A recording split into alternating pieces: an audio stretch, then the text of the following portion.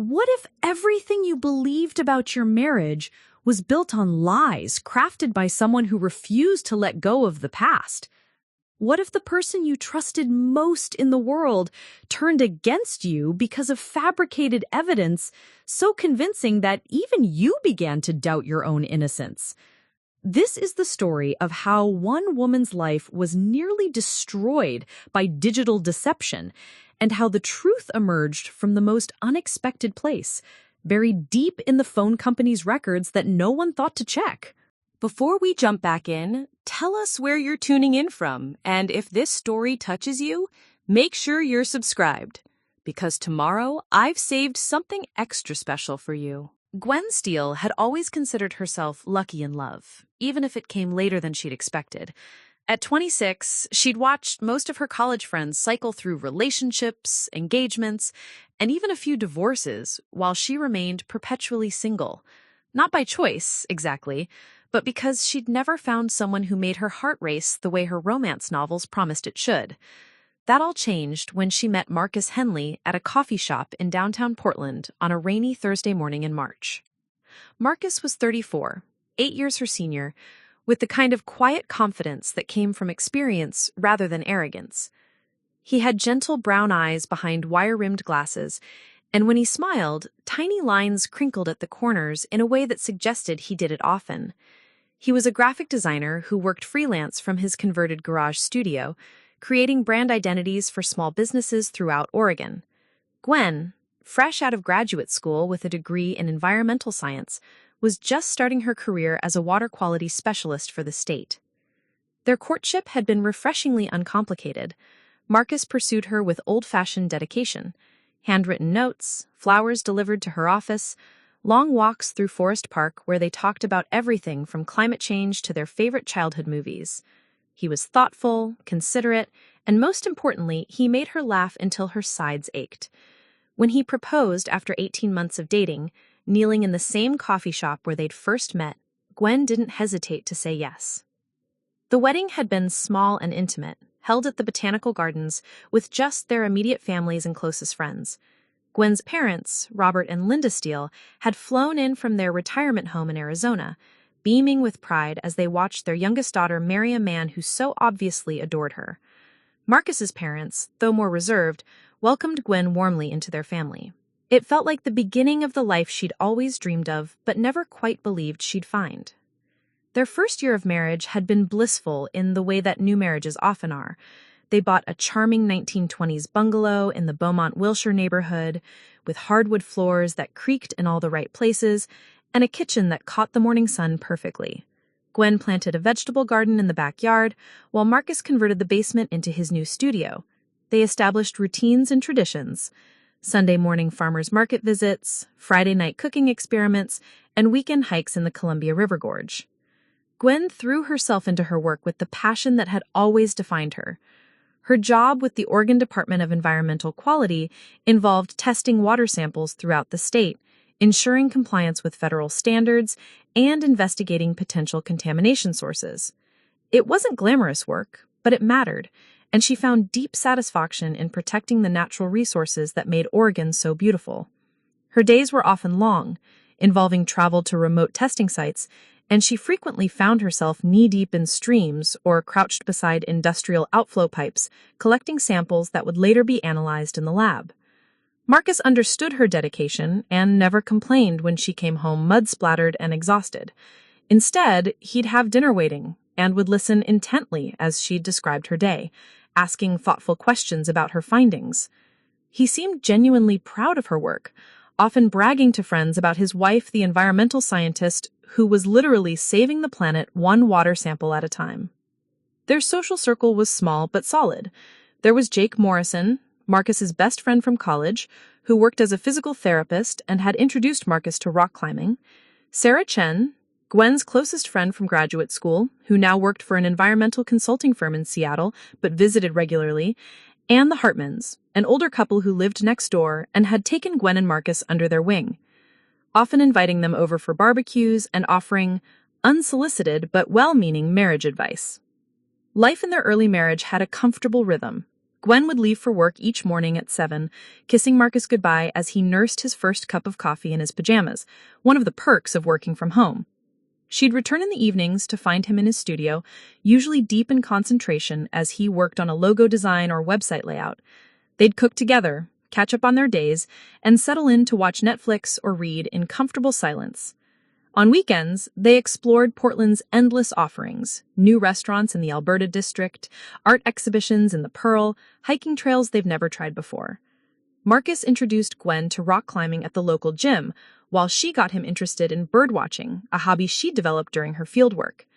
They talked about the future often, where they'd travel, what kind of house they'd buy when they outgrew the bungalow, whether they wanted children and how many. Their intimate life was equally satisfying.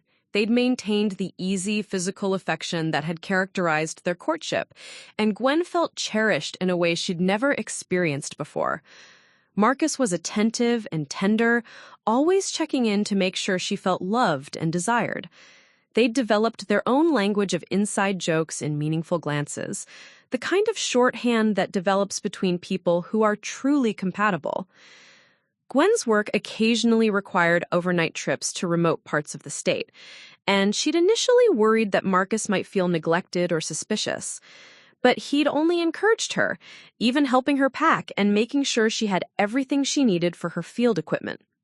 When she called him from lonely motel rooms in places like Burns or Pendleton, he'd talk to her until she fell asleep, making her laugh with stories about his day or updates about their neighbor's latest drama. It was during one of these overnight trips, about 14 months into their marriage, that Gwen first heard the name that would eventually turn her world upside down, Vanessa Caldwell. She was collecting samples from a creek outside of Bend when her phone rang. Marcus sounded different, distant, and somehow formal in a way that was completely unlike him. "How's the work going?" he asked, but there was something strained in his voice. "Good, should be done by tomorrow afternoon," Gwen replied, immediately sensing something was wrong. "Is everything okay? You sound weird." "I'm fine," Marcus said quickly. "It's just, I ran into Vanessa today at the grocery store." Gwen felt a small chill run down her spine. She knew about Vanessa Caldwell, of course. Marcus had been upfront about his relationship history when they'd started dating seriously. Vanessa had been his girlfriend for 3 years before Gwen, a relationship that had ended about 6 months before Marcus and Gwen met. According to Marcus, it had been a difficult breakup. Vanessa had wanted to get married and have children immediately, while Marcus felt they were moving too fast. The relationship had ended badly, with Vanessa accusing Marcus of wasting his time and stringing him along. "Oh," Gwen said carefully. "How did that go?" "Fine, I guess. Awkward. She asked about you, about us." He paused. "She seemed different. Bitter, maybe? I don't know." "Well, breakups are hard," Gwen said, trying to sound understanding, even though something about this conversation was making her uncomfortable. "I'm sure it was weird to see her." "Yeah," Marcus agreed, but he still sounded off. "Anyway, I should let you get back to work. Drive safe tomorrow." That night, lying alone in the motel bed, Gwen found herself thinking about Vanessa Caldwell. She'd seen pictures, of course. Marcus hadn't hidden his past, and there had been photos on his social media account that he'd never bothered to delete. Vanessa was beautiful in a polished, high-maintenance way that was the complete opposite of Gwen's outdoorsy, natural style. Where Gwen was blonde and fair-skinned, prone to freckles and sunburn, Vanessa was dark-haired and olive-skinned with the kind of dramatic features that looked perfect in photographs. She worked in marketing for a high-end cosmetics company and seemed to live the kind of Instagram-worthy life that Gwen had never aspired to, but sometimes secretly envied. Marcus had assured Gwen early in their relationship that he was completely over Vanessa, that their breakup had actually been a relief because it had shown him what he didn't want in a partner. He'd said that meeting Gwen had made him realize that he'd never really been in love before, that what he'd felt for Vanessa had been more like an intense infatuation that had burned itself out. Gwen had believed him completely because Marcus had never given her any reason to doubt his honesty or his commitment to their relationship. But something about his tone during that phone call nagged at her. He'd sounded almost guilty, as if running into Vanessa had stirred up feelings he thought he'd been buried. When she returned home the next evening, however, Marcus seemed completely back to normal. He'd made her favorite dinner, salmon with roasted vegetables, and had flowers waiting on the kitchen table. He asked detailed questions about her fieldwork, listened attentively to her answers, and made love to her with the same tenderness and passion that had always characterized their physical relationship. As the weeks passed, the strange phone call faded from Gwen's memory. Life returned to its comfortable rhythm, and she began to think she'd imagined the tension in Marcus's voice. Their marriage continued to feel solid and secure, built on a foundation of mutual respect, shared values, and genuine affection. Gwen counted herself lucky every day to have found a partner who understood and supported her ambitions while also making her feel completely loved and appreciated. She had no way of knowing that Vanessa Caldwell had not moved on from their chance encounter at the grocery store. She had no idea that Marcus's ex-girlfriend was watching their social media accounts, learning their routines, and slowly, methodically planning to destroy everything Gwen held dear. The trap was already being set, and Gwen Steel, secure in her happiness and trusting in her husband's love, was walking straight into it. Preparing and narrating this story took us a lot of time, so if you are enjoying it, subscribe to our channel. It means a lot to us. Now, back to the story. The first crack in Gwen's perfect world appeared on a Wednesday morning in late October, exactly 3 months after Marcus had mentioned running into Vanessa at the grocery store. Gwen was in the state lab in Hillsborough, analyzing water samples from a potential contamination site near Salem, when her phone buzzed with a text from Marcus. What she read made her blood run cold. "We need to talk when you get home. Found something on your phone last night." The message was so unlike Marcus's usual warm, chatty texts that Gwen had to read it 3 times before it sank in. Her hands began to shake as she tried to process what he could possibly mean. What could he have found on her phone, and why had he been looking through it in the first place? She immediately called him, but the phone went straight to voicemail. She tried again 15 minutes later with the same result. By lunch, panic had settled in her chest like a heavy stone. She had sent him 4 more texts asking what was wrong, each one more desperate than the last, but received no response. Unable to concentrate on her work, Gwen spoke to her supervisor, Dr. Patricia Nguyen, and asked if she could leave early. Patricia, a motherly woman in her 50s who had taken Gwen under her wing when she'd started at the department, immediately noticed her distress. "Is everything all right, dear? You look pale as a ghost." "I think something's wrong at home," Gwen said, her voice barely above a whisper. "My husband sent me this strange text, and now he won't answer his phone." Patricia frowned, reading the concern in Gwen's face. "Go on then. Family comes first. We can finish the analysis tomorrow." The drive from Hillsborough to their house in Beaumont, Wiltshire, had never felt so long. Gwen's mind raced through possibilities, each more terrifying than the last. Had Marcus discovered some evidence of an affair she wasn't having? Had someone been using her phone without her knowledge? The only thing she could think of was that maybe one of her male colleagues had sent her a work-related message that Marcus had misinterpreted, but even that seemed like a stretch. When she pulled into their driveway at 3:30 p.m., Marcus's car was there, but the house felt different somehow. The cheerful yellow paint and carefully tended flower beds that usually made her smile now seemed ominous. She used her key to enter through the front door, calling out Marcus's name. "I'm in the kitchen," came his reply, but his voice was flat and emotionless in a way that made her stomach drop. She found him sitting at their small dining table, his laptop open in front of him and her phone lying beside it. His face was a mask she'd never seen before, cold, distant, almost hostile. The man who greeted her with a smile and a kiss every day when she came home from work was nowhere to be found.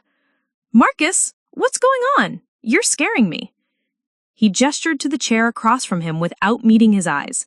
"Sit down, Gwen. We need to discuss your relationship with Tyler Matthews. The name hit her like a physical blow. Tyler Matthews was a hydrologist who worked for the environmental consulting firm that sometimes partnered with the State Department.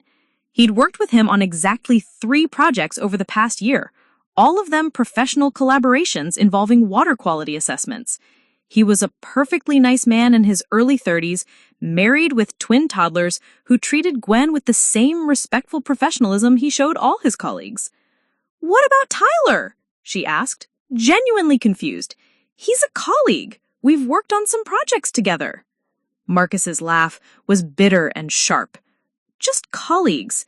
Is that what you call someone you're texting at all hours of the day and night? Someone you're making plans to meet in hotels? What are you talking about?" Gwen's voice rose in pitch. "I've never texted Tyler outside of work hours, and I've certainly never made plans to meet him anywhere inappropriate. Marcus, you're making no sense."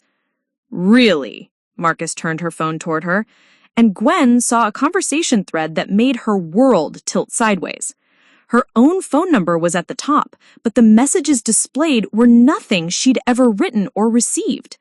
The messages showed a flirtatious exchange between her and Tyler that spanned several weeks. Messages about missing each other, about finding excuses to work together, about the incredible night they'd supposedly shared at a hotel in Eugene. The messages were written in a style that was almost like hers, but not quite. The punctuation was different, the word choices slightly off, but close enough to be believable. "Marcus, I swear to you, I never sent these messages. I don't know what this is, but it's not real." Gwen's hands were shaking as she scrolled through the fabricated conversation.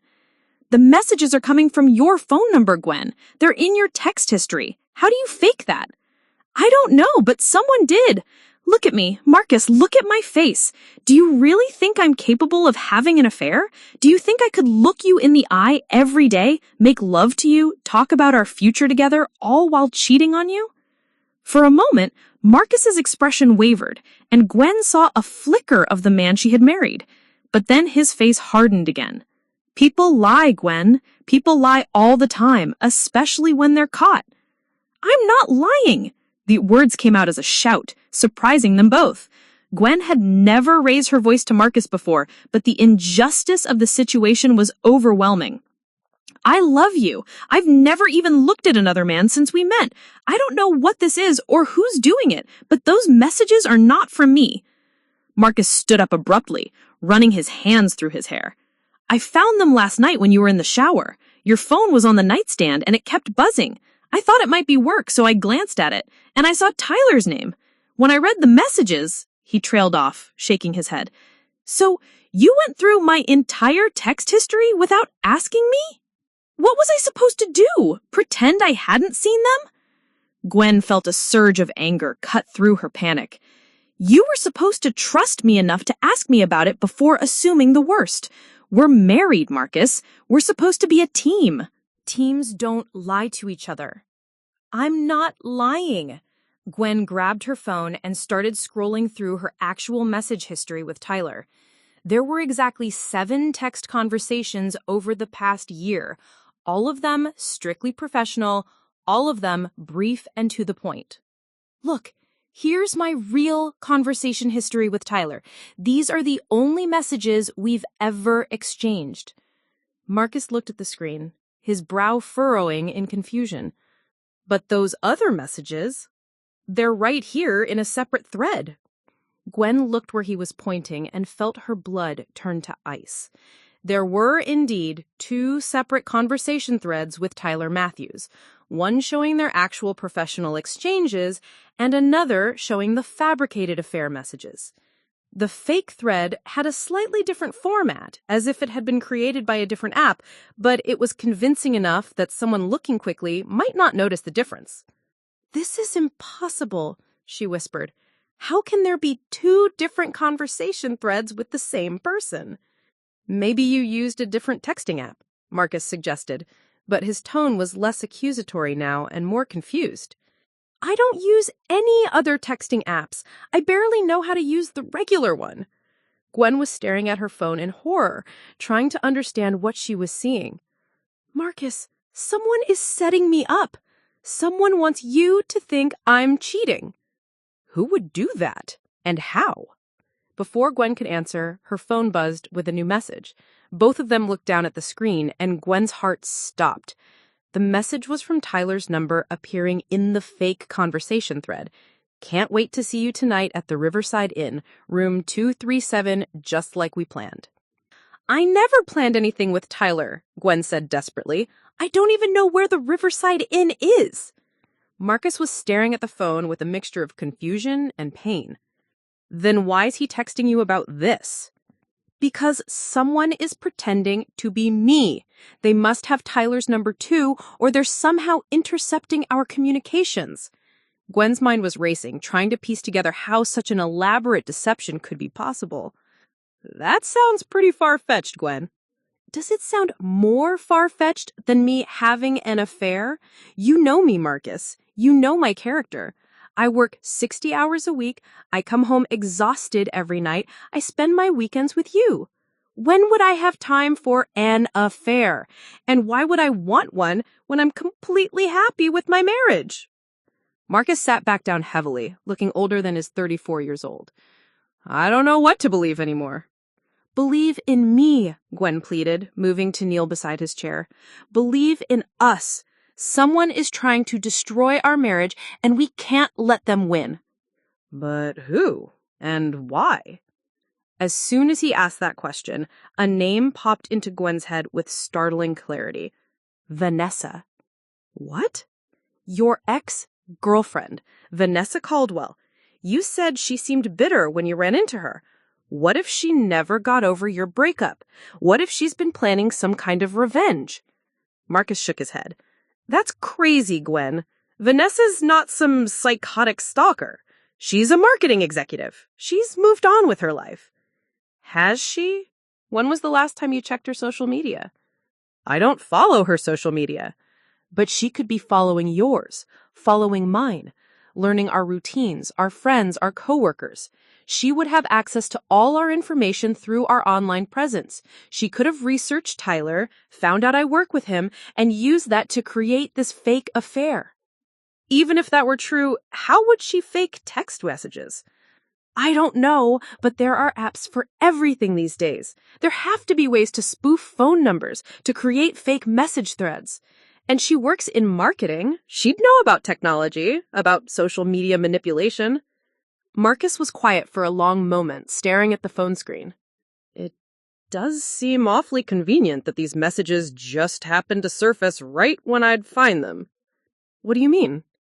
Last night when I looked at your phone, it was because it kept buzzing, like someone was deliberately trying to get my attention.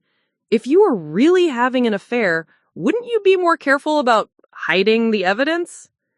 Hope flickered in Gwen's chest for the first time since she had received Marcus's text that morning.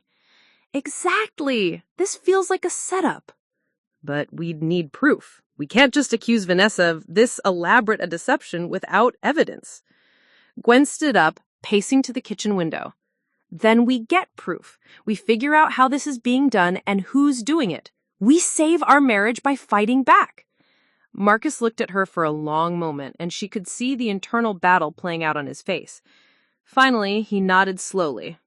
Okay, but if we're going to do this, we do it together. No more secrets, no more assumptions. We investigate this like the team we're supposed to be. Together, Gwen agreed, feeling like she could breathe again for the first time in hours. Neither of them realized that their conversation was being monitored through Gwen's compromised phone, and that Vanessa Caldwell was already 3 steps ahead of them, preparing for their next move in a game they were only just beginning to understand. The next morning brought an uneasy truce in the Steel Henley household. Marcus had slept in the guest room, claiming he needed space to think, while Gwen had spent the night staring at the ceiling, her mind churning through possible explanations and solutions. They met in the kitchen at dawn, both looking haggard and uncertain, but determined to get to the bottom of the mystery threatening their marriage. I've been thinking all night, Marcus said, pouring coffee into 2 mugs with hands that trembled slightly. If someone really is doing this to us, we need to approach it systematically, like a real investigation. Gwen accepted the coffee gratefully, wrapping her hands around the warm ceramic. I agree, but I think we need help. This is way beyond anything either of us knows how to handle. What kind of help? Tech help for starters. Someone who understands how phones and apps work, who can tell us if what we're seeing is even possible. Gwen had been thinking about this since 3 a.m. And maybe legal help. If Vanessa is really behind this, what she's doing has to be illegal somehow. Marcus nodded slowly. Jake might be able to help with the tech side. He's pretty good with computers and phones. Jake Morrison, Marcus's best friend since college, was indeed tech savvy, but Gwen wondered if involving him was wise given that he'd also known Vanessa during her relationship with Marcus. What about someone more neutral, Gwen suggested carefully. Someone who doesn't have a history with any of us. You don't trust Jake? It's not that I don't trust him, but he knew Vanessa. He might have loyalty conflicts, even unconsciously. Gwen set down her coffee mug. I was thinking about Sarah's brother. Remember David? He works in cybersecurity for Nike. Marcus considered this. The one that was at our wedding? Tall guy with the beard? That's him. Sarah mentioned he deals with corporate espionage and digital fraud. This seems right up his alley. Okay, but first we need to document everything. Screenshots, timestamps, anything that might disappear. They spent the next 2 hours methodically documenting the fake evidence on Gwen's phone. Marcus used his phone to take photos of each fake message, noting the timestamps and the peculiarities in formatting. Gwen created a detailed timeline of her actual interactions with Tyler Matthews, pulling up work emails and calendar entries to prove the legitimate, professional nature of their relationship. Look at this, Gwen said, pointing to one of the fake messages. This one is supposedly from last Tuesday at 11:47 p.m. But look at my work calendar. I was giving a presentation to the Multnomah County Water Board until almost midnight that night.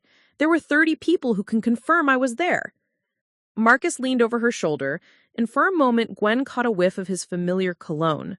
The scent reminded her of lazy Sunday mornings and anniversary dinners, making her heart ache with longing for their normal life. That's good, he said, his voice softening slightly. The more discrepancies we can find, the stronger our case. By 9 a.m., they had compiled a comprehensive folder of evidence. The fake messages contained numerous inconsistencies, timestamps that didn't align with Gwen's documented whereabouts, references to places she'd never been, and conversations about work projects that didn't exist in the State Department's records. I'm calling Sarah, Gwen announced, reaching for her phone. Sarah Chan answered on the second ring, her voice bright with the energy of someone who had been awake for hours. Gwen, how's married life treating you? Actually, that's why I'm calling. I need David's help with something urgent, something involving cybersecurity. The brightness in Sarah's voice immediately dimmed. What's wrong? You sound terrible. Gwen gave her friend a condensed version of the situation, watching Marcus's face as she spoke. She could see him listening intently, perhaps hearing our story from a new perspective as she told it to someone else. Jesus, Gwen, that's insane. Of course David will help. He's actually dealt with similar cases, people using spoofing apps to harass ex-partners or business rivals. Let me call him right now. Within an hour, David Shen was sitting in their living room, his laptop open on the coffee table and Gwen's phone connected to various diagnostic tools. He was a quiet, methodical man who spoke in precise technical terms, but his expertise was immediately apparent. What you're describing is absolutely possible, he said, examining the fake message thread. There are several apps and services that can spoof phone numbers and create realistic-looking conversation threads. Some of them are sophisticated enough to fool most people. But how would someone get access to Gwen's phone to install something like this? Marcus asked. They wouldn't need physical access to the phone, David replied, pushing his glasses up his nose. If they had her phone number and some personal information, which is pretty easy to get from social media, they could create a parallel messaging system that appears to be coming from her phone. Gwen felt a chill run down her spine. So someone could be impersonating me without me even knowing it? Exactly. And if they were really clever, they could time the fake messages to appear on your phone right when they wanted someone else to see them, like last night when your husband happened to look at your phone. Marcus and Gwen exchanged glances. How would they know when to send the messages? Marcus asked. Could be several ways. If they had access to your social media, they could track your routines. Or, if they had somehow compromised your phone with spyware, they could know when you were in the shower, when your phone was left unattended. Spyware? Gwen's voice came out as a whisper. Let me check. David's fingers flew over his laptop keyboard, running diagnostics on Gwen's phone. After several tense minutes, he looked up with a grim expression. You've got 2 pieces of malicious software on here. One that's been tracking your location and usage patterns, and another that's been creating fake message threads. How is that possible? I never downloaded anything suspicious. You wouldn't have to. These could have been installed remotely through a malicious link in an email or text message. Did you click on any links recently from people you didn't recognize? Gwen thought back through the past few weeks. I don't think so. I'm usually pretty careful about that stuff. What about links from people you do recognize? If someone had compromised a friend's account, they could send malicious links that appeared to come from a trusted source. Wait, Marcus said suddenly. Didn't you get that weird email a couple weeks ago? The one that looked like it was from your work but seemed off somehow? Gwen's blood ran cold as she remembered. The one about updating security protocols. It looked official, but when I tried to click on it, nothing happened. That could have been it, David said. The click itself could have installed the malware, even if nothing seemed to happen on your end. But who would have sent that? It would have to be someone who knew enough about my work to make it look legitimate. All 3 of them were quiet for a moment, the implication hanging heavy in the air. Someone who had been researching you? Marcus said finally. Someone who knew your work, your colleagues, your routines? David continued his analysis, uncovering more disturbing details. The spyware had been active for nearly 2 months, recording Gwen's locations, her phone usage patterns, even her sleep schedule. The person behind this had been building a comprehensive profile of her life. There's something else, David said, his expression growing even more serious. This isn't just about creating fake messages. Someone has been using your identity to send real messages to Tyler Matthews. What do you mean? I mean, Tyler has been receiving messages that he believes are coming from you, messages suggesting an affair, making plans to meet, expressing romantic interest. From his perspective, you've been pursuing him aggressively. Gwen felt like she might be sick, so he thinks I'm trying to seduce him? Based on what I'm seeing here, yes. And he's been politely declining, which explains why you haven't heard from him directly. He's probably trying to maintain professionalism while dealing with what he believes is unwanted romantic attention from a married colleague. Marcus ran his hands through his hair. This is so much worse than we thought. Gwen's reputation, her career, this could destroy everything. We have to call Tyler, Gwen said, her voice shaking. We have to explain what's happening before he reports me to HR or tells someone else. First, we need more evidence, David said. I can trace the source of the malware, identify the IP addresses, maybe even find out who's been sending the fake messages. But it's going to take some time. How much time? A few days, maybe a week. This person was careful. They used VPNs and proxy servers to hide their tracks. But everyone makes mistakes, and I'm good at finding them. Gwen looked at Marcus, seeing her own determination reflected in his eyes. We do this right. We get all the evidence we need to prove what's been happening and who's behind it. And then we make sure Vanessa Caldwell never gets the chance to destroy anyone else's life. Marcus reached across the space between them and took her hand for the first time since the previous evening. We're going to get through this, Gwen. I'm sorry I doubted you. You had every reason to doubt. The evidence was convincing. But now we know what we're really fighting. David began packing up his equipment, leaving them with detailed instructions on how to preserve evidence and avoid further contamination of Gwen's phone. As he prepared to leave, he turned back to them with a serious expression. Be careful. Whoever did this has been planning it for months. They're not going to give up easily when they realize you're fighting back, and they clearly have more technical skill than most people. After David left, Gwen and Marcus sat together on their couch, processing everything they had learned. The scoop of the attack on their marriage was far more extensive and sophisticated than they had imagined. I have to call in sick tomorrow. I can't face Tyler or anyone else at work until we get this sorted out. Do you think we should call the police? David said to wait until he has more concrete evidence. But Marcus, I need to ask you something. What? I need to ask you something. What? Do you really think Vanessa is capable of this? I mean, really capable of something this elaborate and cruel? Marcus was quiet for a long time, staring at their joined hands. A year ago, I would have said no, but thinking back on our relationship, on how she reacted to the breakup, there were signs of something unstable there. I just chose not to see them. What kind of signs? Jealousy, possessiveness, an inability to accept that things were over between us. She called me for months after we broke up, always with some excuse. She showed up at places she knew I'd be.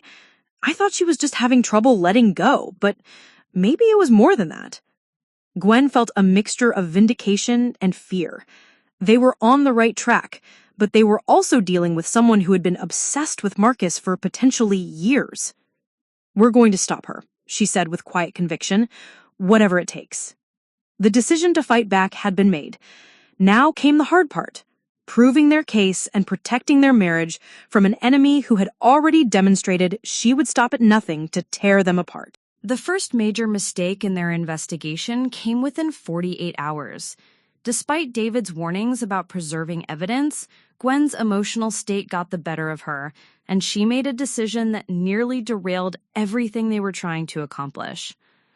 It started on Friday morning when she couldn't stand the isolation any longer. She had called in sick to work for 2 consecutive days, telling her supervisor she had food poisoning, but the walls of their house were beginning to feel like a prison. Marcus had been supportive but cautious, still processing the revelation that their marriage had been under attack for months. The tentative reconciliation they'd achieved felt fragile, like it could shatter with one wrong word or misunderstood gesture. "I have to talk to Tyler," Gwen announced over breakfast, pushing scrambled eggs around her plate without eating them. "I can't let him think I've been sexually harassing him. What if he's already told people? What if HR starts an investigation?" Marcus looked up from his laptop, where he'd been monitoring Gwen's social media accounts for any suspicious activity. David said to wait. He's still tracing the malware. "But Tyler doesn't know what's happening. From his perspective, I'm some crazy married woman who's been sending him inappropriate messages for weeks. I have to explain." "How do you explain something this complicated? He's not going to believe it." Gwen stood up abruptly, her chair scraping against the kitchen floor. "I have to try. I can't just let my reputation be destroyed while we wait for David to work his magic." Against Marcus's protests and David's explicit instructions, Gwen decided to call Tyler directly. She dialed his work number from the landline, thinking that using a different phone would somehow make the conversation more legitimate. Tyler Matthews answered on the 3rd ring, his voice professional but noticeably cool when she identified herself. "Gwen, I wasn't expecting to hear from you." "Tyler, I need to explain something important. Those text messages you've been receiving from my phone, they're not really from me." There was a long pause. "I'm sorry, what?" "Someone has been impersonating my phone, using my phone number to send you messages I never wrote. I know how crazy this sounds, but my phone has been compromised with malware." Another pause, this one even longer. "Gwen, I think you should speak to someone. Maybe a counselor or—" "I'm not having a breakdown." The words came out sharper than she intended. "Someone is trying to sabotage my marriage and my career. I have proof. My husband and I hired a cybersecurity expert who found spyware on my phone." "Look, I don't know what kind of situation you have at home, but I can't be involved in this. The messages you've been sending, they're inappropriate. I'm married, you're married, and I think we should both maintain professional boundaries."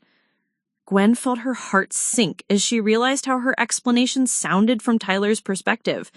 "Tyler, please, just listen. I think it would be best if we didn't work together on any future projects. I'll speak to Dr. Nguyen about reassigning our shared responsibilities." The line went dead, leaving Gwen staring at the phone in horror. In trying to protect her reputation, she had made everything infinitely worse. Now Tyler not only believed she was pursuing him inappropriately, but he also thought she was unstable enough to concoct elaborate conspiracy theories to cover her behavior.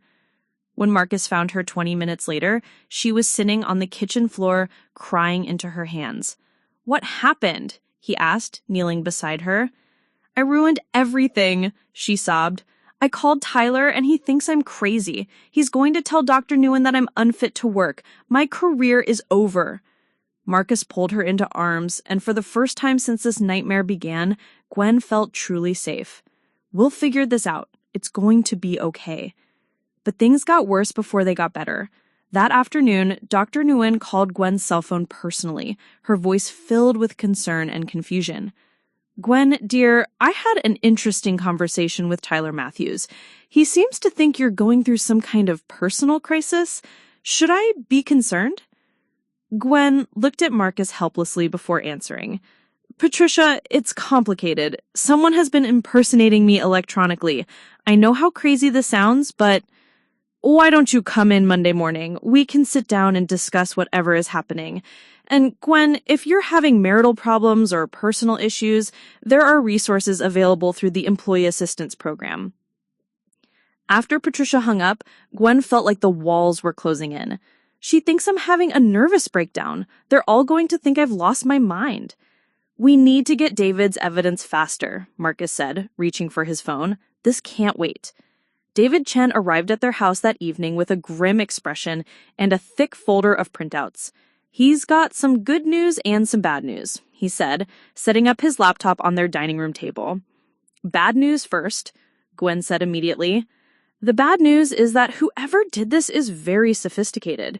They've been using multiple layers of protection, VPNs, proxy servers, spoofed IP addresses. It's going to be harder to trace than I initially thought." Marcus slumped in his chair. "How much harder?" "Could take weeks instead of days. But the good news is that I found some digital fingerprints, patterns in the code, timestamps that suggest someone in the Pacific time zone, and, most importantly, evidence that the same techniques were used to target other people." "Other people?" Gwen sat up straighter. "I found traces of similar malware on social media accounts linked to your husband's ex-girlfriend. It looks like she's been running surveillance on both of you for months, and possibly harassing other people as well." David opened a file on his laptop showing screenshots of social media posts, deleted comments, and message logs. "Vanessa Caldwell has been systematically monitoring your online activity, your friends, your work colleagues. She's been building detailed profiles on everyone in your life." "That's stalking," Marcus said, his voice hard with anger. "It's definitely harassment, and probably several other felonies. But here's where it gets interesting. I think she made a mistake." David pulled up another screen showing metadata from the malicious email that had infected Gwen's phone. The email that installed the spyware? It was sent from a computer registered to Vancorp Marketing Solutions. "Vanessa's company," Marcus breathed. "Exactly. She used her work computer to launch this attack, which means there's going to be a digital trail in her company's systems. Corporate networks keep detailed logs of everything." Gwen felt the first spark of hope she'd experienced in days. "So we can prove it was her?" "We can prove the attack came from her workplace. Whether that's enough to convince law enforcement or your employers is another question." David explained that they would need to be strategic about how they use this information. Corporate espionage laws were strict, but proving intent would be challenging. Meanwhile, Gwen's reputation was being destroyed in real time. "There's something else," David continued. "I've been monitoring the fake messaging system, and it's still active. Vanessa doesn't know we've discovered it yet. That gives us an opportunity." "What kind of opportunity?" Marcus asked.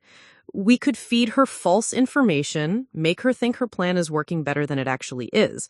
Meanwhile, we gather more evidence and build a stronger case." The idea of playing along with Vanessa's deception made Gwen's skin crawl, but she could see the tactical advantage. What would that involve?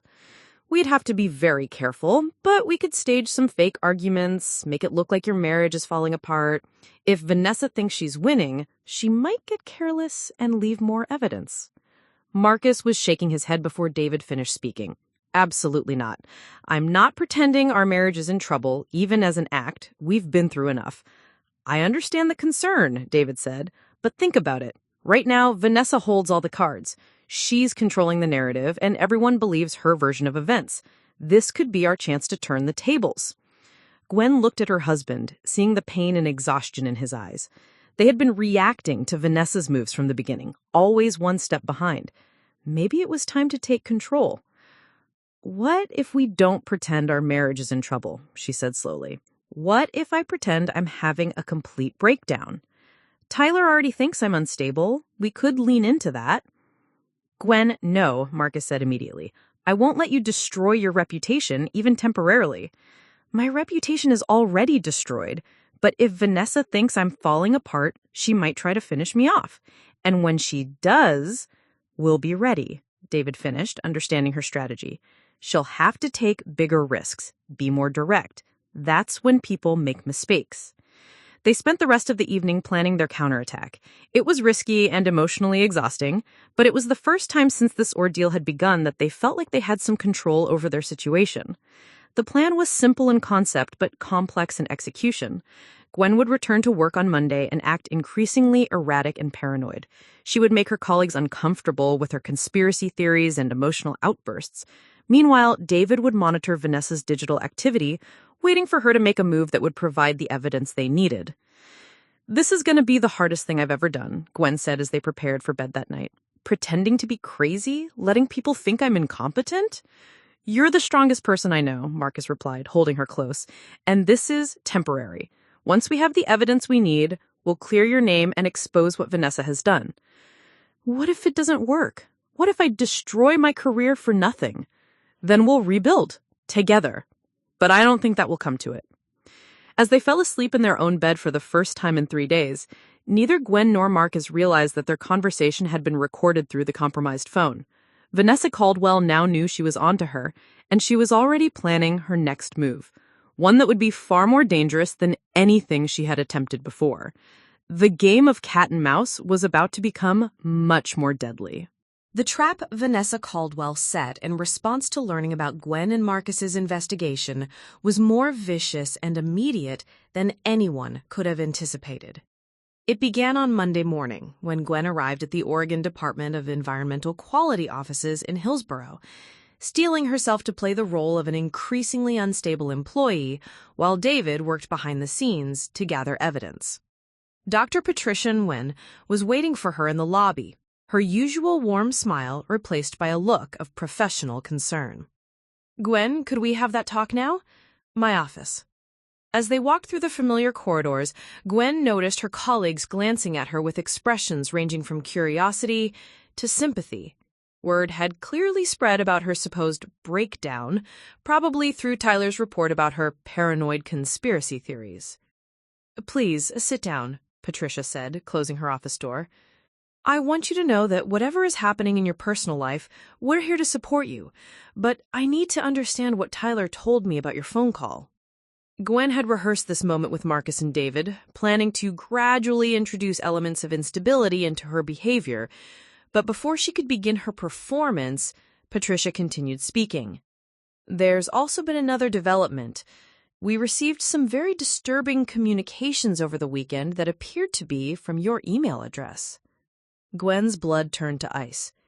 "What kind of communications?" Patricia turned her computer monitor toward Gwen, and what she saw made her stomach drop. There were emails, supposedly from her work account, sent to various colleagues and supervisors. The messages were rambling, paranoid, and increasingly unhinged. They accused Tyler Matthews of leading her on and then rejecting her, claimed that Dr. Nguyen was part of a conspiracy to destroy her career, and suggested that other female colleagues were jealous of her success and trying to sabotage her. "I didn't send these," Gwen whispered, but even to her own ears, the denial sounded weak. "Gwen, these came from your work email account. The IT department confirmed the authentication headers are legitimate. Someone hacked my email, the same person who's been impersonating me with text messages. Patricia's expression grew more concerned rather than reassured. Honey, I think you need to take some time off. Get some help. This kind of paranoia? It's not paranoia! Gwen's voice rose, and she realized she didn't have to act unstable anymore. The situation was genuinely driving her to the edge. Someone is systematically destroying my life, and no one will believe me. I'm going to have to place you on administrative leave pending a psychological evaluation. This is for your own good, and for the safety of your colleagues. The words hit Gwen like a physical blow. Administrative leave was career suicide in their field. Even if she was eventually cleared, the stigma would follow her forever. Patricia, please, I can prove what's happening. Just give me a few more days. The decision has been made. Security will escort you to clean out your desk. The walk to her cubicle felt like a perp walk. Her colleagues avoided eye contact while a security guard stood nearby while she packed her personal belongings into a cardboard box. 20 minutes later, she was sitting in her car in the parking lot, shaking with humiliation and rage. She called Marcus immediately. She's escalated. Vanessa sent emails from my work account. I've been placed on administrative leave. Jesus, how is that possible? I thought your work email was separate from your personal phone. It is. She must have gotten my work password somehow. Gwen was thinking frantically. Marcus, this means she's been planning this for longer than we thought.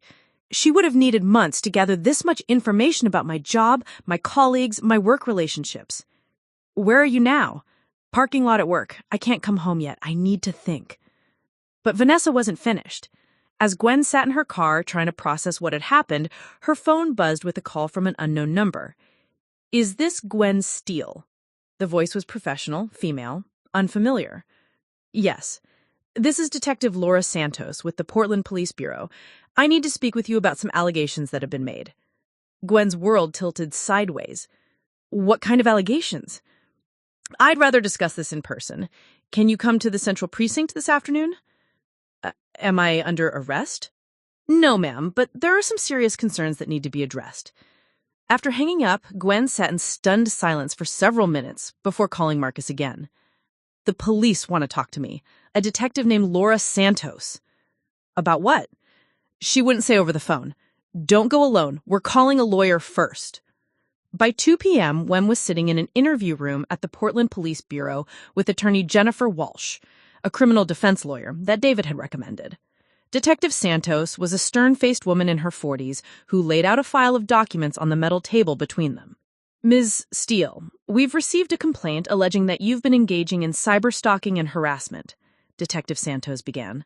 The complainant is Tyler Matthews. Jennifer Walsh immediately intervened. What evidence supports this allegation? We have copies of text messages and emails that Mr. Matthews received from Mrs. Steele's phone and email accounts. The messages show a pattern of unwanted romantic advances escalating to threats when he didn't respond favorably. Threats? Gwen gasped. I never threatened anyone. Detective Santos slid a printed email across the table. It was supposedly from Gwen's work account, sent to Tyler's personal email, and the content made her sick to read. The message accused Tyler of playing games and ended with, "If you think you can humiliate me and get away with it, you're wrong. I know where you live, where your wife works, where your kids go to daycare. You're going to regret treating me like this." I never sent this, Gwen said, her voice barely above a whisper. I don't even know where Tyler lives or anything about his family. The email came from your account, Mrs. Steele. Your workplace confirmed the authentication. Jennifer Walsh studied the document carefully. Detective, has your department's cybercrime unit examined these communications for signs of spoofing or digital manipulation? We're treating this as a straightforward harassment case based on the evidence provided. I'd like to request that a full digital forensics analysis be conducted. My client has reason to believe her accounts have been compromised. Detective Santos looked skeptical. What kind of reason?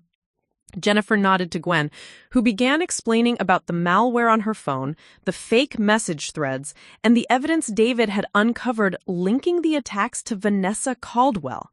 As she spoke, Detective Santos's expression grew increasingly doubtful. So, you're claiming that your husband's ex-girlfriend has orchestrated an elaborate scheme to frame you for stalking a coworker? I know how it sounds, but we have evidence. Digital forensics expert David Chen has documented the malware, traced the IP addresses. Mrs. Steele, in my experience, the simplest explanation is usually correct. You've been caught sending inappropriate messages to a married colleague.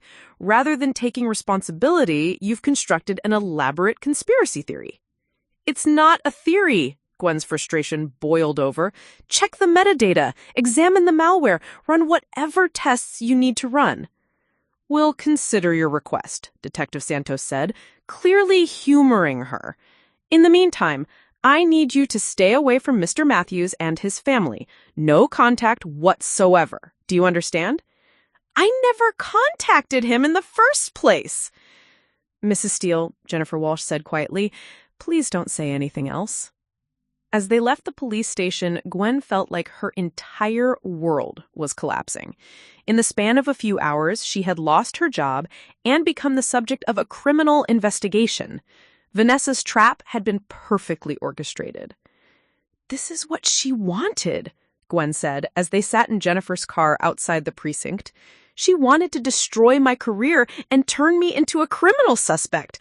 And it's working. Not necessarily, Jennifer replied. The police are being lazy, taking the easy route. But if your friend David really has the evidence you say he has, we can force them to take a closer look. What if it's not enough? What if she's covered her tracks too well? Then we find another way. But Gwen, I need you to understand something. Vanessa has escalated this beyond harassment now. She's filed false police reports, possibly committed wire fraud, definitely engaged in identity theft. If we can prove it, she's looking at serious federal charges. And if we can't prove it, Jennifer was quiet for a moment. Then you could be facing charges for cyberstalking and criminal harassment.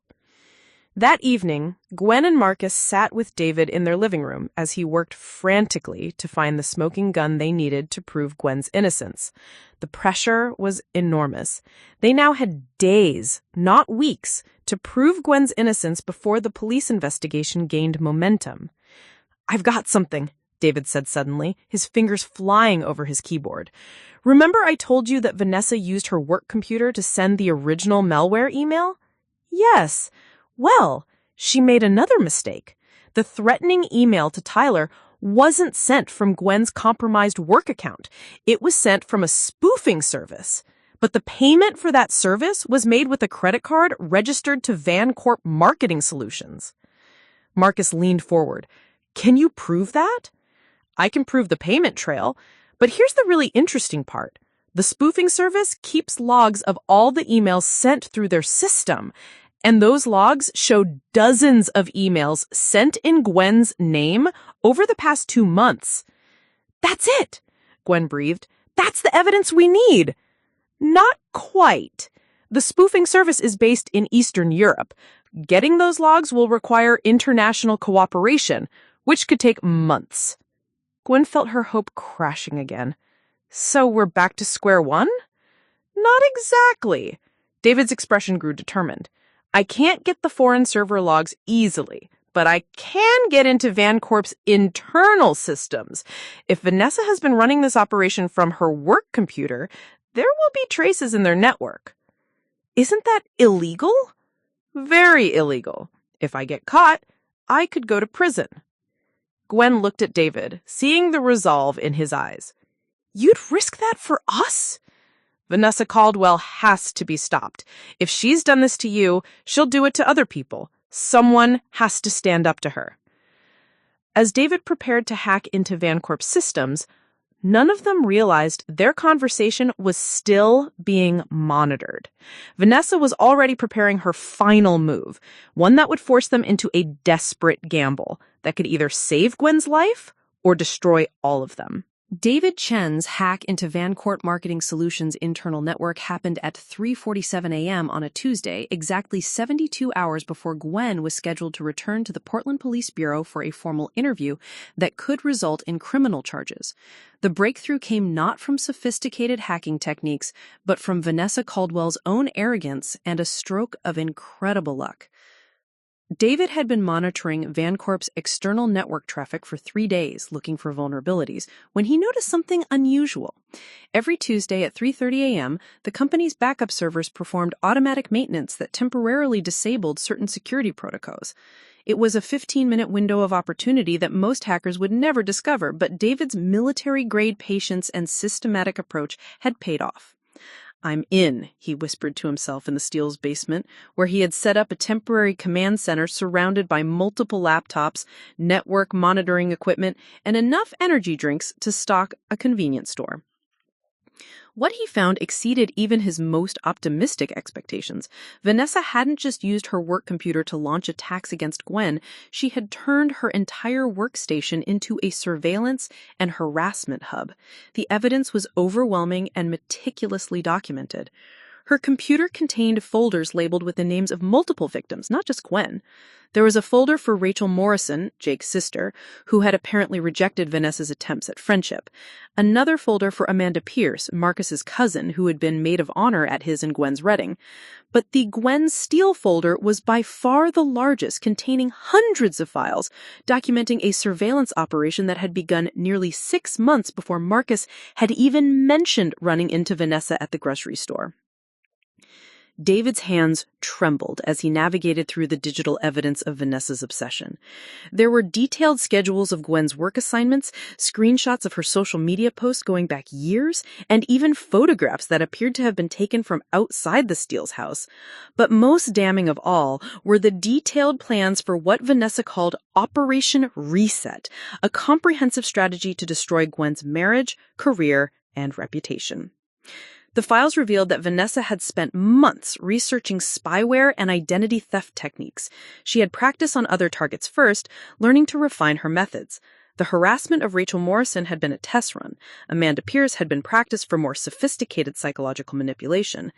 Gwen was the main event, the culmination of everything Vanessa had learned about digital warfare. David began systematically copying files, his heart racing as he realized the sheer scope of what they had uncovered. There were purchase receipts for multiple spoofing services, detailed logs of every fake message sent in Gwen's name, and most incredibly, video recordings that Vanessa had made of herself explaining her plans as if she were creating a documentary of her own revenge. In one particularly chilling video, Vanessa sat in what appeared to be her apartment, speaking directly to the camera with the calm demeanor of someone discussing vacation plans. "Day 43 of Operation Reset," she said, her voice eerily cheerful. Marcus still has no idea that his precious little wife is about to become a social pariah. The beauty of this approach is that Gwen will destroy herself. Every attempt she makes to prove her innocence will just make her look more unstable. By the time I'm finished, Marcus will be begging me to take him back. David felt sick as he watched more videos, each one revealing deeper layers of Vanessa's psychological instability. She had convinced herself that Marcus had never really loved Gwen, that their marriage was a mistake that needed to be corrected. In her twisted logic, she was doing everyone a favor by exposing what she saw as Gwen's true nature. But the most valuable evidence came in the form of detailed technical logs that Vanessa had kept, apparently as backup in case she ever needed to recreate her methods. These logs contained IP addresses, timestamps, and authentication codes that would prove definitively that all the harassment had originated from her location and her accounts. As David worked to copy the files, his intrusion detection software suddenly started flashing warnings. Someone else was accessing the Vancorp network remotely, and they were heading straight for Vanessa's workstation. David's military training kicked in as he realized he was about to be discovered. He had perhaps 2 minutes to finish copying the most critical files before whoever was accessing the system found evidence of his presence. His fingers flew over the keyboard, prioritizing the video, confessions, and technical logs while abandoning less critical documents. With 30 seconds to spare, David successfully exited the Vancorp network and began covering his digital tracks. But as he disconnected, he realized something that made his blood run cold. The person who had accessed the system remotely had been Vanessa herself. She had been working late, and she would discover within hours that her files had been accessed. David immediately called Marcus and Gwen, who rushed down to the basement still in their pajamas. "We got her," he said without preamble. "I have everything we need to prove Vanessa is behind this. Video confessions, technical logs, evidence of other victims, enough to put her away for years." "But," Gwen asked, reading the tension in his voice, "but she's going to know someone broke into her system. She'll probably realize by tomorrow morning that her files have been accessed. We need to move fast." Marcus was staring at David's screens, watching one of Vanessa's confessional videos with a mixture of horror and disbelief. "I can't believe I was ever with someone this disturbed. How did I not see this?" Psychopaths are experts at hiding their true nature, but the important thing is that we have proof now. Real, undeniable evidence. Jennifer Walsh arrived at their house at 6 a.m., still in workout clothes, but fully alert as David presented the evidence he had gathered. As a criminal defense attorney, she was initially concerned about the legality of how the evidence had been obtained, but the sheer volume of proof was overwhelming. "This changes everything," she said after reviewing the video confessions. "With this evidence, we can not only clear Gwen's name, but also file our own criminal complaints against Vanessa." "What about the fact that David obtained it illegally?" Gwen asked. "That's a complex issue, but I think we can work with it. Vanessa's confession videos show clear intent to commit multiple felonies. The technical logs prove she committed identity theft on a massive scale. No prosecutor is going to ignore evidence of this magnitude just because of how it was obtained." Jennifer began making phone calls immediately, starting with Detective Santos at the Portland Police Bureau. The conversation was heated, with Jennifer demanding that the investigation into Gwen be suspended immediately, pending review of new evidence. "Detective, my client has proof that she's the victim of an elaborate harassment campaign. Video confessions, technical documentation, evidence of multiple victims. You need to see this before you proceed any further." By 10 a.m., they were back at the police station, but this time, the dynamic was completely different. Detective Santos brought in Detective Michael Reeves from the Cybercrime Unit, who took one look at David's evidence and immediately understood its significance. "This is incredible," Detective Reeves said, studying the technical logs. "This level of sophistication suggests someone with either advanced technical training or access to expensive commercial-grade spoofing tools." "Commercial grade?" Marcus asked. "The kind of thing intelligence agencies use, or high-end private investigators. Not something a typical person would have access to." David explained how Vanessa had used her position at a marketing company to purchase access to various spoofing and surveillance services, essentially turning her corporate resources into weapons against personal enemies. "She's been using company funds to finance this operation," Detective Reeves realized. "That's embezzlement in addition to everything else." Detective Santos looked uncomfortable as she reviewed the evidence that proved Gwen's innocence and Vanessa's guilt. "We'll need to verify the authenticity of these files, but if they check out, we'll be issuing a warrant for Ms. Caldwell's arrest immediately." "How long will verification take?" Jennifer asked. "Our forensics team can have preliminary results within 24 hours. As they left the police station, Gwen felt like she could breathe freely for the first time in weeks. The nightmare was finally ending, and her vindication was at hand. But their celebration was premature. That afternoon, David's phone rang with devastating news. "Vancorp's entire computer system crashed this morning. Total server failure. All data lost."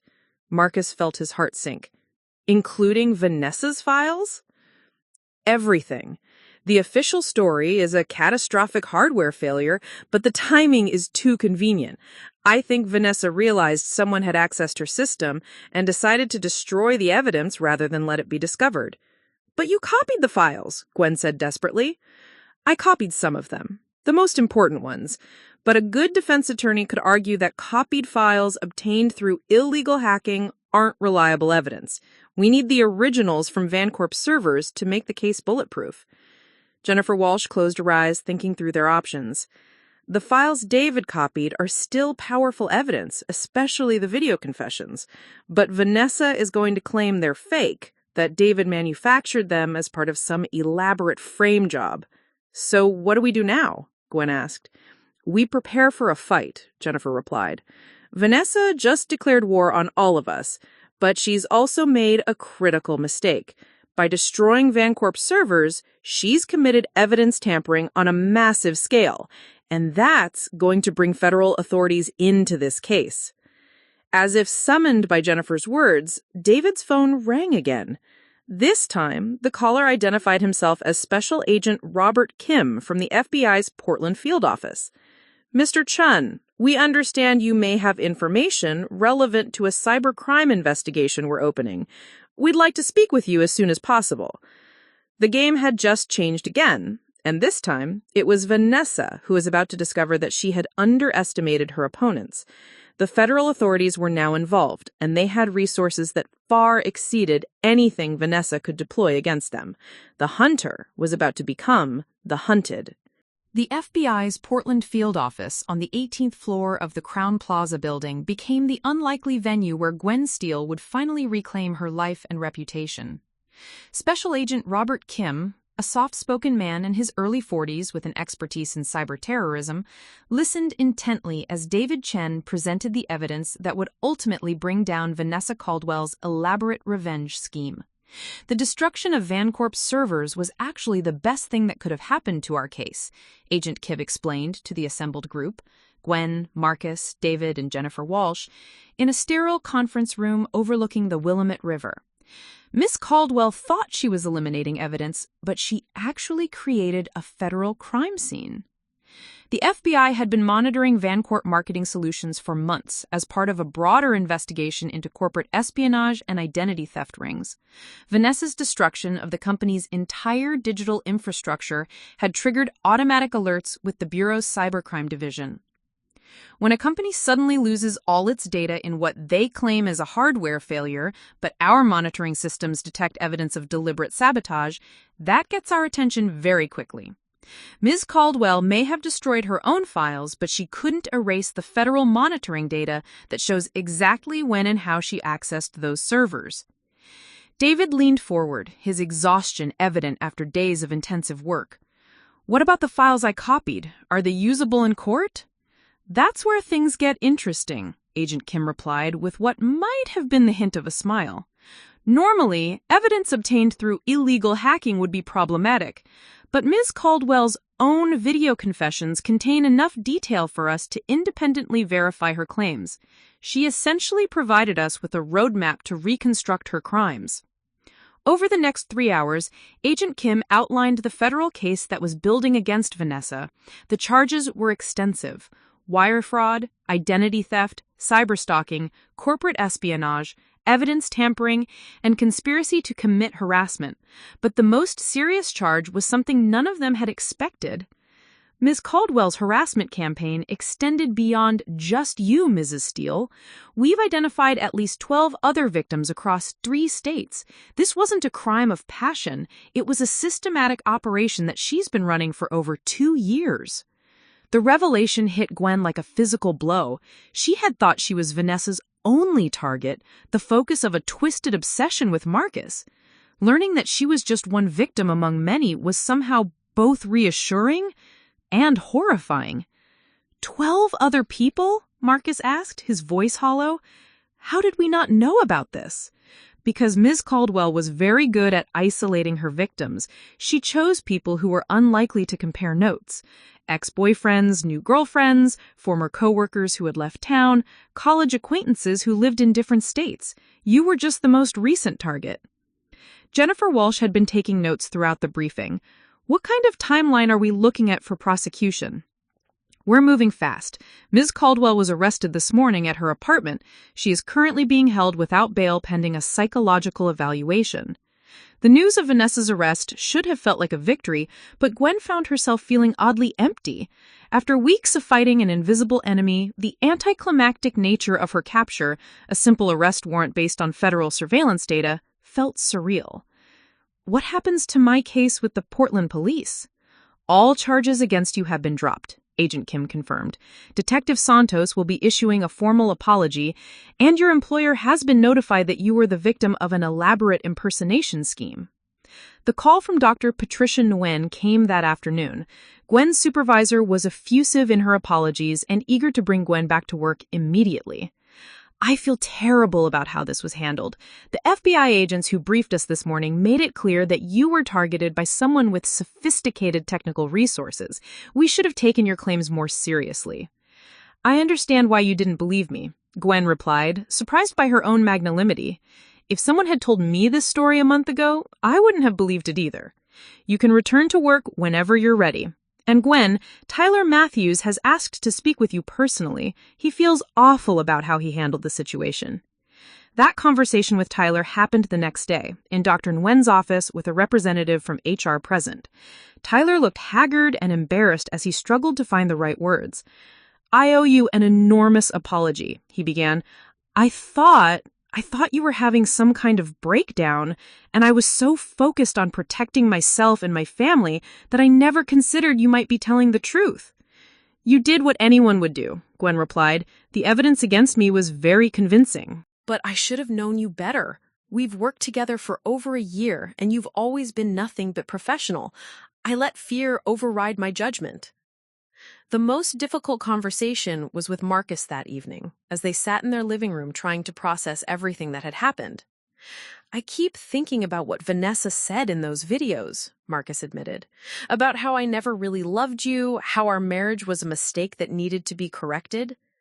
Gwen felt a familiar chill of fear. You don't believe that, do you? No, but Marcus struggled to find the words. I believed the fake evidence she created. For 3 days, I actually thought you were having an affair. What does that say about my faith in our marriage? It says you're human, Gwen replied, taking his hand. She spent months creating evidence that was designed to be believable. The fact that you were willing to investigate, rather than just accepting it, shows more faith than doubt. I should have trusted you from the beginning. Marcus, look at me. Gwen waited until he met her eyes. If this experience has taught me anything, it's that trust isn't about never having doubts. It's about working through those doubts together. We did that. We fought for our marriage instead of giving up on it. The psychological impact of Vanessa's campaign became clearer in the weeks that followed. Gwen found herself constantly looking over her shoulder, checking her phone obsessively for signs of new harassment, second-guessing every interaction with colleagues and friends. The knowledge that she had been watched and manipulated for months left her feeling violated in ways that were difficult to articulate. It's going to take time to feel normal again, Jennifer Walsh explained during one of their follow-up meetings. What Vanessa did to you was a form of psychological terrorism. Your hypervigilance is a natural response to that kind of sustained attack.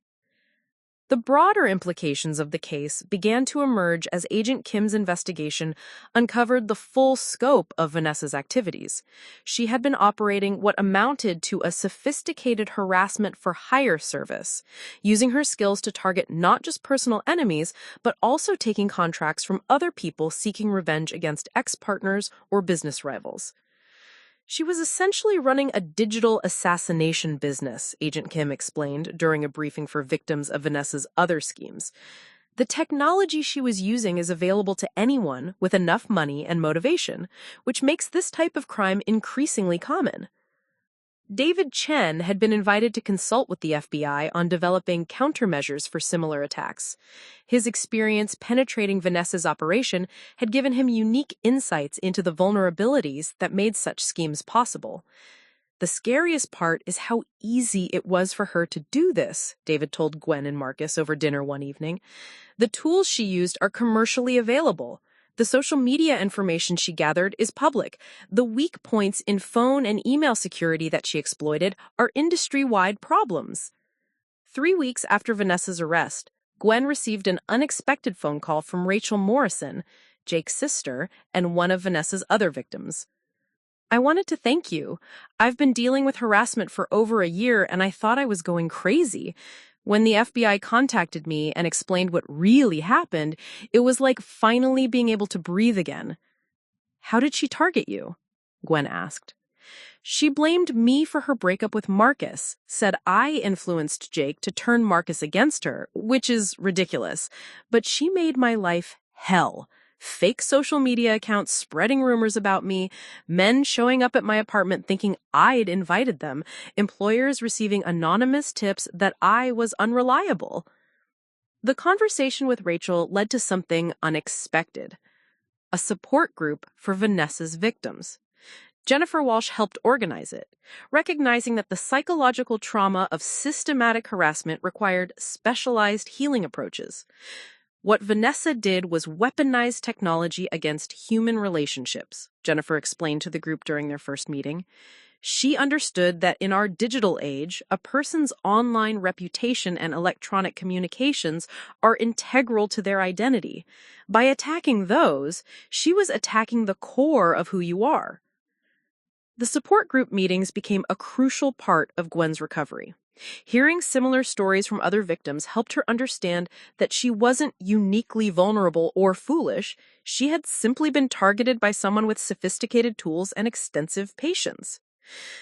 "The hardest part for me," shared Amanda Pierce, Marcus's cousin, "was realizing how much of my life she had been watching.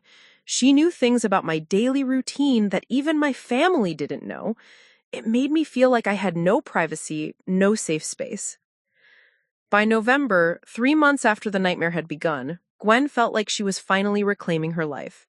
She had returned to work full-time, her relationship with Marcus had grown stronger through adversity, and she had become an advocate for victims of cyber harassment. "I want to make sure this doesn't happen to anyone else," she told Agent Kim during their final debriefing. "What can I do to help?" "The best thing you can do is tell your story," he replied. "Most people don't understand how sophisticated these attacks can be or how devastating they are for victims. Your experience could help others recognize the warning signs." As Gwen prepared to testify at Vanessa's trial, she reflected on how much she had changed since that terrible Wednesday morning when Marcus had first confronted her with the fake evidence. The naive trust she had once had in digital communications was gone, replaced by a hard-earned understanding of how technology could be weaponized against innocent people. But she had also discovered reserves of strength she hadn't known she possessed, and a marriage that was stronger for having been tested under the most extreme circumstances. The real victory wasn't just in Vanessa's arrest. It was in refusing to let her twisted scheme destroy the life that Gwen and Marcus had built together. The courtroom in the Mark O. Hatfield United States Courthouse in downtown Portland was packed with victims, their families, FBI agents, and journalists when Vanessa Caldwell's sentencing hearing began on a cold February morning 6 months after her arrest. Gwen Steel sat in the front row, her hand intertwined with Marcus's, preparing to deliver the victim impact statement that would close the most difficult chapter of their lives. Vanessa looked dramatically different from the polished marketing executive she had once been. Her dark hair hung limp and unwashed, her designer clothes replaced by an orange prison jumpsuit. The psychological evaluation had revealed severe antisocial personality disorder with narcissistic traits, confirming what the FBI had suspected. She was a calculating predator who had targeted vulnerable relationships with methodical precision. "Your Honor," Gwen began, her voice steady despite the gravity of the moment. "6 months ago, I thought I understood what safety meant. I believed that if you lived honestly, worked hard, and treated people with respect, you would be protected from the kind of evil that exists in the world. Vanessa Caldwell taught me how naive that belief was." Judge Margaret Chen, no relation to David despite the shared surname, listened intently as Gwen described the systematic destruction of her reputation, career, and marriage. But Gwen's statement wasn't focused on vengeance or punishment. Instead, she spoke about the broader implications of technological harassment and the need for legal systems to evolve with digital threats. "What Miss Caldwell did to me and 11 other victims wasn't just individual harassment. It was an attack on the fundamental trust that makes modern society possible. When we can't believe our own phones, our own email accounts, our own digital communications, the fabric of human connection begins to unravel. Vanessa showed no emotion throughout the proceedings, even when other victims testified about the devastation her campaigns had wrought. Rachel Morrison described losing her job after fake social media posts depicted her as unstable. Amanda Pierce talked about the anxiety attacks that still plagued her months later. A woman named Lisa Chen from Seattle explained how Vanessa's harassment had driven her to attempt suicide. Miss Caldwell's operation wasn't the work of a spurned lover seeking revenge. It was a sophisticated criminal enterprise that weaponized technology against human relationships. The defendant charged clients up to $50,000 to destroy their enemies' reputations and relationships using the same techniques she perfected on her personal victims. The evidence presented during the trial had been overwhelming. Even without the original files from Vancorp's destroyed servers, the FBI had reconstructed Vanessa's entire operation through financial records, surveillance data, and testimony from the foreign spoofing services she had used. David Chen's illegally obtained evidence had never been needed in court. Vanessa's own meticulous record-keeping and the federal monitoring systems had provided more than enough proof. 27 years in federal prison, Judge Chen announced after reviewing the sentencing guidelines. Ms. Caldwell, you have used your intelligence and technical skills to wage war against innocent people. The damage you have caused will last long after your sentence is served. As they left the courthouse, Gwen felt a profound sense of closure, but also a responsibility to ensure that Vanessa's legacy would be more than just the pain she had caused. In the months following the sentencing, Gwen threw herself into advocacy work with the same passion she had once reserved for environmental science. She testified before Congress about the need for stronger cybercrime legislation, consulted with tech companies on harassment prevention, and worked with law enforcement agencies to develop training programs for investigating digital stalking cases.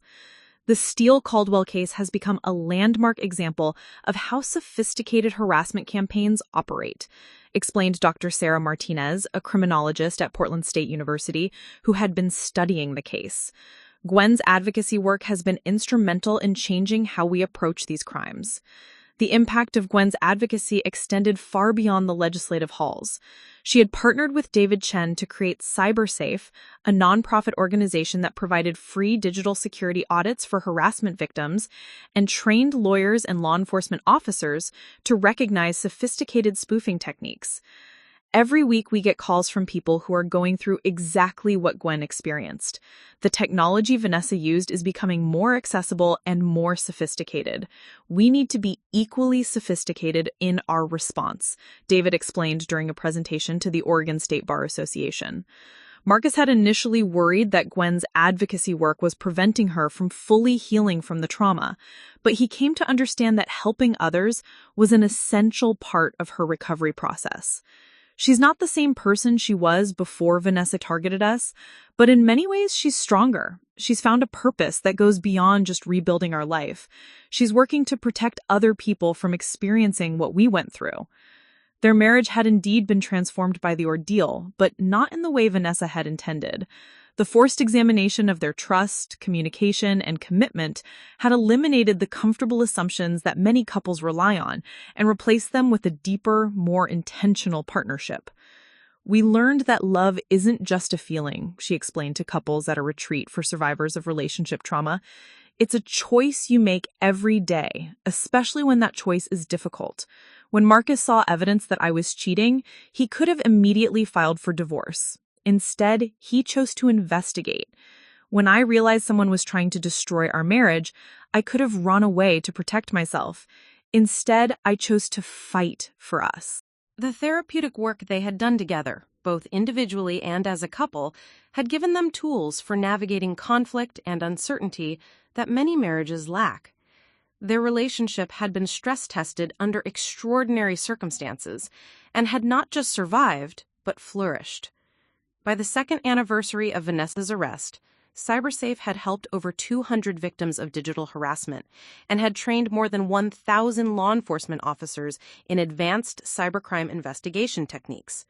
The organization had also lobbied successfully for the passage of the Digital Identity Protection Act, federal legislation that made spoofing and digital impersonation federal crimes with mandatory minimum sentences. Gwen and Marcus's story changed everything about how we approach these cases, said Detective Laura Santos, who had initially investigated Gwen as a suspect. Santos had since become a specialist in cybercrime and frequently consulted with CyberSafe on complex cases. Before their case, we treated digital harassment as a nuisance. Now we understand it's a sophisticated form of terrorism that can destroy lives just as effectively as physical violence. The financial impact of Gwen's advocacy work extended beyond just CyberSafe. Tech companies had begun reaching out to her for consultation on harassment prevention features, and she had become a sought-after expert witness in civil cases involving digital stalking. The speaking fees and consulting income had allowed them to purchase a larger house and start a college fund for the children they hoped to have. Sometimes I wonder if we would have this life if Vanessa had never targeted us, Gwen mused to Marcus as they walked through their new neighborhood one evening. Not that I'm grateful for what she put us through, but the work we're doing now feels more meaningful than anything I was doing before. You're helping people in a way that environmental science never could, though I still miss the days when your biggest worry was water contamination levels. The psychological scars from Vanessa's campaign had faded, but never completely disappeared. Gwen still felt a moment of anxiety whenever she received unexpected text messages or emails from unknown senders. She had become hyper-vigilant about her digital security, using multiple authentication methods and regularly auditing her online accounts for signs of compromise. Hypervigilance is a common response to this type of trauma, explained Dr. Jennifer Walsh, who had transitioned from criminal defense attorney to trauma therapist specializing in technology-related abuse. The victims develop what we call digital PTSD, an ongoing state of alertness that comes from knowing how easily their electronic communications can be weaponized against them. But Gwen had learned to channel that hypervigilance into productive action. She had become one of the most knowledgeable, non-technical experts on digital security in the country, and her ability to explain complex technical concepts in accessible terms had made her a valuable bridge between technologists and the general public. As they prepared to celebrate their 5th wedding anniversary, 3 years after the Vanessa ordeal, Gwen and Marcus reflected on how much their understanding of marriage, trust, and resilience had evolved. I used to think a strong marriage was one that never faced serious challenges, Marcus said during a quiet dinner at the restaurant where they had first met. Now I understand a strong marriage is one that can face any challenge and choose to grow stronger because of it. Vanessa thought she could destroy us by attacking the foundations of our relationship, Gwen replied. But she actually forced us to examine those foundations and rebuild them more solidly than they had ever been before. The ultimate irony was that Vanessa's attempt to drive us apart had created a partnership more resilient and purposeful than either of them had imagined possible. Their shared mission to prevent other couples from experiencing similar attacks had given their marriage a dimension of meaning that extended far beyond their individual happiness. Looking toward the future, Gwen and Marcus saw endless possibilities for expanding their impact. CyberSafe was developing international programs to combat digital harassment in countries with less sophisticated law enforcement resources. They were working with universities to develop cybersecurity curricula that included harassment prevention. And they were planning to start a family, determined to raise children who would be equipped to navigate the digital world safely. Our story started with someone trying to use technology to destroy love, Gwen said during her TEDx talk titled "When Your Phone Becomes a Weapon." But it ends with us using technology to protect love. That's the choice we all have. We can let digital tools divide us, or we can use them to build stronger connections with each other. The audience gave her a standing ovation, but the moment that mattered most to Gwen was seeing Marcus in the front row, his eyes filled with pride and love. Vanessa Caldwell tried to tear them apart with lies, manipulation, and technological warfare. Instead, she had forged them into a partnership that was unbreakable. As they left the auditorium that night, hand in hand, Gwen realized that the greatest victory wasn't just that they had survived Vanessa's attack, it was that they had transformed their pain into purpose, their trauma into triumph, and their ordeal into an opportunity to protect countless other relationships from similar destruction. The woman who had once been afraid to trust her own phone had become someone who helped others reclaim their digital lives. The marriage that had been targeted for destruction had become a beacon of hope for other couples facing similar challenges. Vanessa Caldwell's legacy was 27 years in federal prison and a cautionary tale about the dangers of obsession and revenge. Gwen and Marcus's legacy was a love story that had survived the worst that modern technology could throw at it, and had emerged stronger, wiser, and more determined to protect others from walking the same dark path that they had traveled. In the end, love had not just conquered all, it had learned to fight back. Up next, you've got 2 more standout stories right on your screen. If this one hits the mark, you won't want to pass these up. Just click and check them out. And don't forget to like, subscribe, and turn on the notification bell so you don't miss any upload from us.